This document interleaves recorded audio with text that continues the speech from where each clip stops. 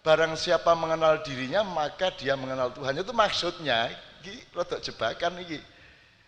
Kalau kamu sudah menyadari bahwa dirimu itu tidak ada, baru kamu mengenal aku. Ngono jane kalimatnya. Mengenal diri adalah menyadari bahwa iki janjane gak ono aku iki. Gak penting aku iki. Yang menjadikan saya ada di hidup sementara di dunia ini adalah saya berbuat apa, bukan siapa nama saya. Betul enggak?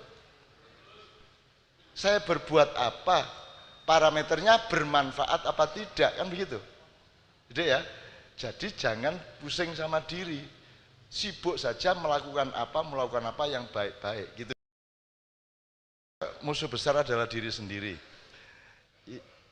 Ini jawaban ini seharusnya sangat private dan sangat eksklusif. Kalau saya jawab untuk teman-teman yang lain, saya harus mengukur kadarnya. Tapi tak gaya sing gampang dan tak gaya logis gaya sampean kabeh. Saya tidak peduli level Anda. Jadi nek Jawa itu ada kakang kawah, ada adi ari-ari. Jadi dirimu yang ini itu tidak sendirian, ada dirimu yang lain yang nonton kamu. Jadi kalau kamu baca puisi tadi ya, itu ada dirimu yang baca puisi, ada dirimu yang di belakangmu yang melihat kamu baca puisi, ada yang dirimu yang lain yang nonton kamu baca puisi. Itu kalau Jawa. Udah tidak usah ke sana, tapi pokoknya ada kesadaran mengenai diri-diri yang multidimensional, ya. Nah, sekarang kalau saya tanya, ini tanganku. Tanganku ini aku apa bukan? Bukan. Oke. Ini hatiku. Hatiku ini aku apa bukan? Kan kalau ngomong hatiku berarti ada yang ngomong hatiku, ada yang ngomongku. Jadi kan hatiku bukan aku. Ini diriku. Nah, diriku itu aku apa tidak? Apa bukan? Kan bukan toh? Nah, jadi sudah kamu jangan sibuk sama diri. Bingung sendiri kamu nanti. Kalau mau tahu benar harus khusus. Itu yang disebut mursyid. Gitu ya. Kok gendeng nganggur kan? Karena kemarin Sabrang menjelaskan di Surabaya, jadi sekarang Anda punya KTP.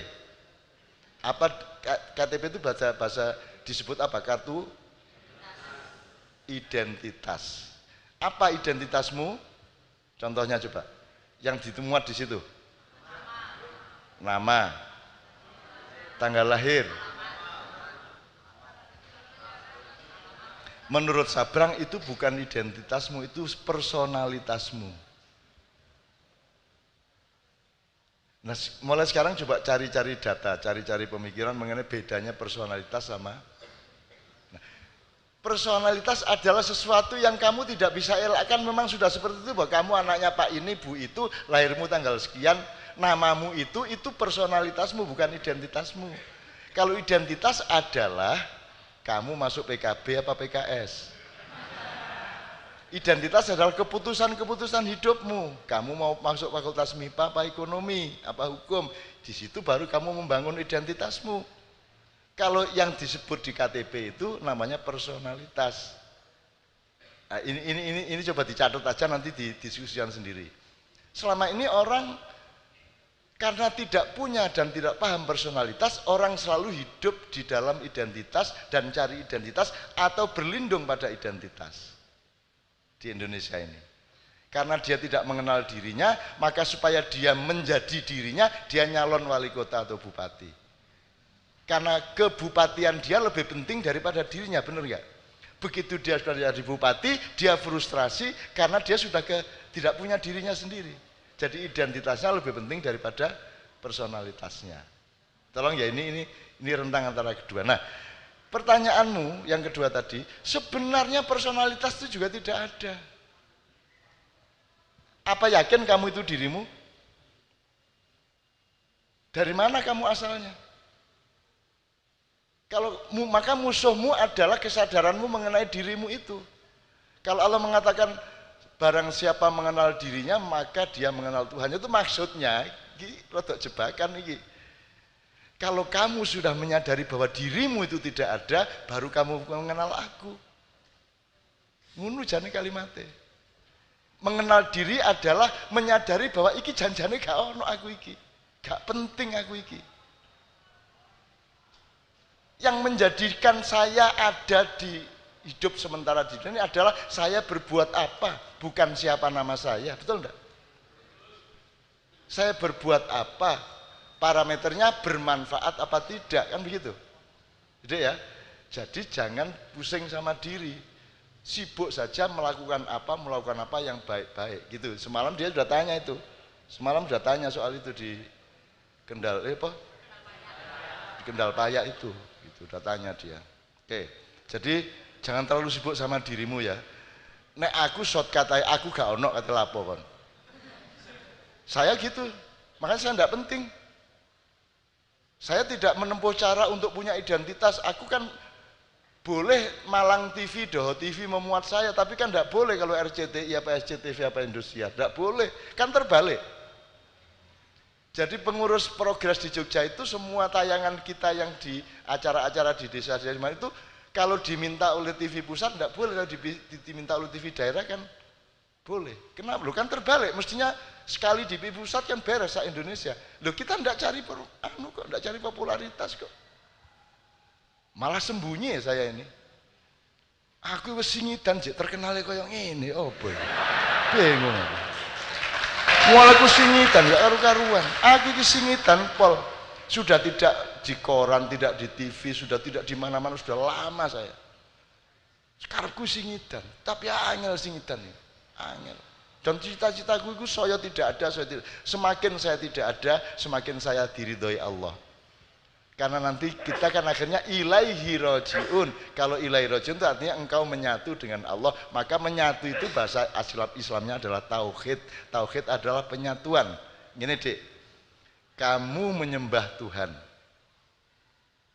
Utawa wong teater ya. Anda pernah mementaskan apa? Sakera, Hamlet, jaluk siji ya. Tahu mementaskan apa? Apa? Pak? Marsina. Oke. Sing dadi sapa? Sing dadi Marsina sapa? Jenenge?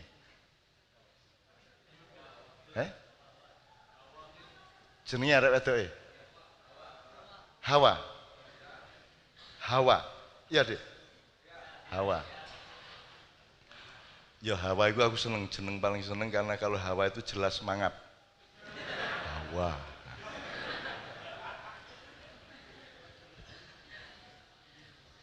Rohman, Rohim mingkem, Hawa, Zaim mingkem. Ngono-ngono iku tak perhatekno lho rek, kon lek gak tahu ya. Ngono tak perhatekno. Oke, Dek. Hawa berperan sebagai Marsinah satu level itu. Ya, Hawa dalam drama Marsinah, Hawa berperan sebagai Marsinah. Jadi je ono Hawa, je ono Marsinah. Jadi orang yang nonton itu kadang oh iki Hawa, oh iki Marsinah gitu ya, si loro ya. Terus ada level lainnya Hawa menjadi Marsinah dalam drama itu. Jadi Hawa niku wis rada ilang, sing luwih ketok Marsinah mergo wis menjadi Marsinah. Tapi jek tetep loro lho rek. Jek ono Marsina, jek ono Hawa. Nah, tauhid adalah yang ketiga. Marsina. Hawane wis gak ono. Paham tak gak? Kamu pikir kamu itu beneran, kamu itu cuman peran. Di dunia ini panggung sandiwara. Toh? Piye? Kalimat kan masing-masing. Terus ada peran toh. Hidupmu itu cuma peran, kamu jangan pikir kamu itu beneran diri, kamu itu cuma peran sebentar. Berapa lama? Ya tanya sendiri sama saudaranya. Kalau Nabi Muhammad cuma dikasih 63 tahun. Terus Anda pikir Nabi Muhammad sekarang di mana? Wis gak ono ngono. Itu cuma drama 63 tahun. referennya puncaknya 23 tahun mek drama iki kon mek main drama ojo nemen-nemen alammu cinta nang awakmu dhewe iku. Dadi nek kon mikir ngono gampang klambi sak elek-elek gak masalah, bojo rodok merongos-merongos sithik gak masalah. Ngono lho, Dik. Ya. Oke ya, jadi diri itu jangan terjebak. Sudah konsentrasi Allah sama perbuatan baik. Udah itu tok. Nanti dirimu akan cetha welo-welo bahwa ternyata engkau adalah Allah, sebenarnya seperti itu. Tapi rodok nemen iki sekarang mendidik anak ya. Mendidik anak itu saya tidak bisa, Dek. Tidak bisa mendidik anak. Yang namanya mendidik anak itu adalah kita mempelajari Tuhan maunya apa. Dia itu siapa, itu kita kuntit terus. Yang namanya rampak itu tak kuntit terus, ini siapa, dan takjub saya luar biasa kepada Allah gitu loh. Gusti Allah enggak ya apa koyo ngene iki. Arek iso koyo ngene iki ya apa. Jadi anak saya itu di sekolahnya dia setiap tahun mendapat piala keteladanan. Kok teladan piye? Dia adalah anak yang sangat berdisiplin, padahal nakal. Loh kok iso kon oleh piala disiplin? Apa? Ya enggak sih. Itu tak enggak sih, itu kan juga istilah saja, dia bilang gitu. Terus prakteknya kamu gimana di sekolah kok bisa dapat piala kedisiplinan? Guru-gurunya mengatakan, oh rampak itu anak yang berperan di sekolahannya. Dia bukan rampak. Dia ngemong teman-temannya. Dia tidak pernah emosional. Dia selalu ngalah. Dia selalu menjaga keseimbangan. Jadi nek konco-koncone ku ngomong, wah rampak itu pahlawan kebenaran, gitu. Wah cilik-cilik itu ngomong. Tapi saya juga tidak boleh gede-gedein rampak, tidak boleh juga, jangan juga GR-GR sama anak kita. Cuman anak ini memang oleh Allah memang dipasang untuk sesuatu yang sedang saya cari terus-menerus. Jadi jangan meminta anakmu jadi rampak. Sebab rampak itu juga tidak sama dengan saya, tidak sama dengan Sabrang, tidak sama dengan siapapun. Allah punya maksud, kita teliti terus tiap hari. Jadi jangan mencetak anak, yang penting kita teliti Tuhan maunya apa sama anak ini. Pertanyaan-pertanyaannya yang terakhir kan kemarin ibunya pergi ke Australia 10 hari, kan saya punya waktu sama rampak ngobrol, berdiskusi macam-macam, dan selama 10 hari sama saya itu tidak ada anak kecilnya sama sekali. Dia bukan anak kecil sama sekali, segala sesuatunya runding, semua gampang, terus tak colong-colong nilai-nilai yang mendasar-mendasar. Terus kemarin begitu ibunya datang, dia berangkat sekolah, saya tanya, rampak, sip ya kita kemarin kan diskusi banyak nih. Ingat toh kemarin apa saja poinnya yang kita diskusikan? Terus dia ngomongin, sebentar. Saya sedang mendaftar ayah ini, sebenarnya yang dimaksud ini ceramah yang nomor berapa ya? Asu yang ceramah nomor berapa jadi aku ini digawe dulinan karo dhek. Oh ya iki bapakku ceramah ya wis tak rungokne. Iki nomor saene ngono lho aku. Dadi dhek iki selalu lebih tua dari orang yang berkomunikasi dengan dia, gitu. Nah itu Allah, konsepnya ke Allah, jangan ke dia. Karena Allah itu mentakdirkan sesuatu, itu namanya personalitas, itu ditentukan oleh Allah. Kamu nyari, kamu meneliti, karena si rampak dan anak-anak siapapun sebenarnya mereka sedang berproses meneliti siapa dirinya. Dan rampak itu peneliti yang luar biasa atas dirinya. Sebentar, aku ini masih takut loh sama hantu. Bentar, aku masih takut loh. Dia ngomong ngono. Nah, kalau gitu kita analisis, yang kamu takut itu hantu apa konsepmu tentang hantu? Terus kayaknya sebenarnya yang saya takuti itu konsepku sendiri. Dia ngomong ngono kuwi. Dadi dia masih saya analisis ngono iku, Dek. Nah, ajarilah dia berpikir jernih, punya analisis yang ojo GR, ojo minder. Jangan digedek-gedekno, ojo di autis-autisno sak piturute gitu ya. Oke. Yang terakhir. Semalam dia tanya nih, ki arek ganteng guni iki, biyen tak mau bengi takon.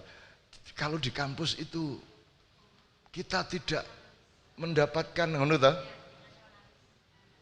Kita wis sambat lah soal kuliah di kampus. Susah menemukan nasionalisme, menemukan apa? Cinta desa kan tidak mungkin di kampus. Saya kondo dhek. Tujuanmu bener, cuman kon niku gak adil nang universitasmu. Tujuan universitas itu bukan itu. Tujuan universitas itu menyiapkan ijazahmu setelah 6 tahun supaya ibumu seneng, bapakmu seneng, dan kamu insya Allah lebih mudah cari kerjaan. Itulah tugas kampus. Perkara cinta desa, komitmen nasionalisme, tauhid, itu tempatnya bukan di kampus, tempatnya kamu cari sendiri. Kamu jangan bebani universitasmu dengan macam-macam idealisme ngono iku. Sakno kene iki sing penting kok oleh ijazah, mulane kudu lulus cepet. Lulus tujuannya nyeneng nombokmu karo bapakmu. Itu tujuannya orang kuliah. Kon ngeyel, wah ndak idealis ini, wah ini. Loh, salah kon.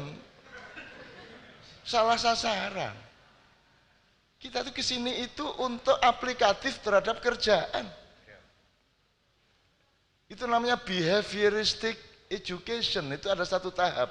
Jadi sekolah itu setupnya sejak awal itu untuk diaplikasikan ke industri sebenarnya.